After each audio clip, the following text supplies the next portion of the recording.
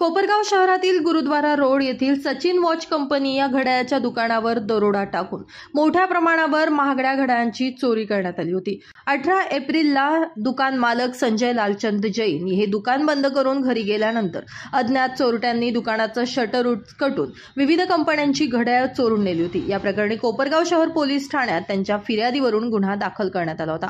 या चोरीचा तपास स्थानिक गुन्हे शाखेच्या पथकानं तांत्रिक विश्लेषण आणि गोपनीय माहितीच्या आधारे पूर्ण केलाय।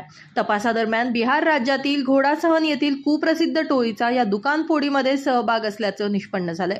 माहितीच्या आधारावर पथकानं पुणे जिल्ह्यातील शिरूर येथे सापळा रचून या टोळीतील 8 जणांना ताब्यात घेतलंय।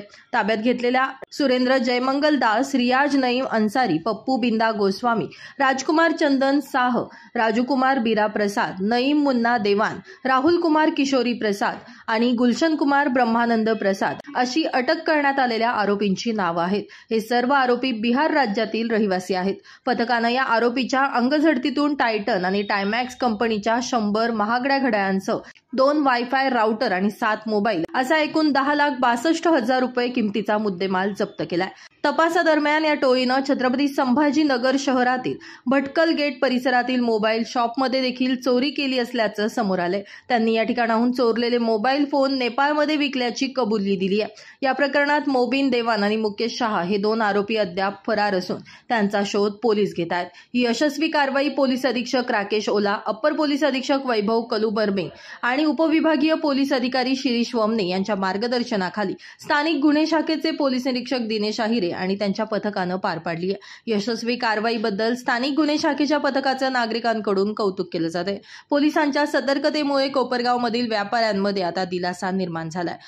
18 तारखेला कोपरगाव शहरातून सचिन वॉच कंपनी या दुकानातून रात्री काही अज्ञात चोरट्यांनी साधारण 275 घड्याळं आणि 3.5 लाख रुपये रोख असं साधारण 25 ते 30 लाखाचा मुद्देमाल हा चोरून नेलेला होता।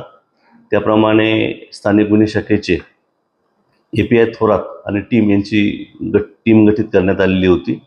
घटनास्थळाला जिल्ह्याचे पोलीस अधीक्षक तसेच सर्व वरिष्ठ अधिकाऱ्यांनी भेटही दिलेली होती। त्याप्रमाणे तांत्रिक विश्लेषण आणि इतर माहितीच्या आधारे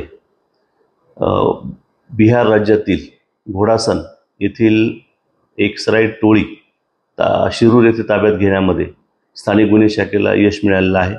स्थानिक गुन्हे शाखेने विविध पुरुषांची तसेच स्त्रियांची महागडी घड्याळ एक साधारण 100 घड्याळ ही त्यांच्या ताब्यातून आतापर्यंत रिकव्हर केलेली आहे।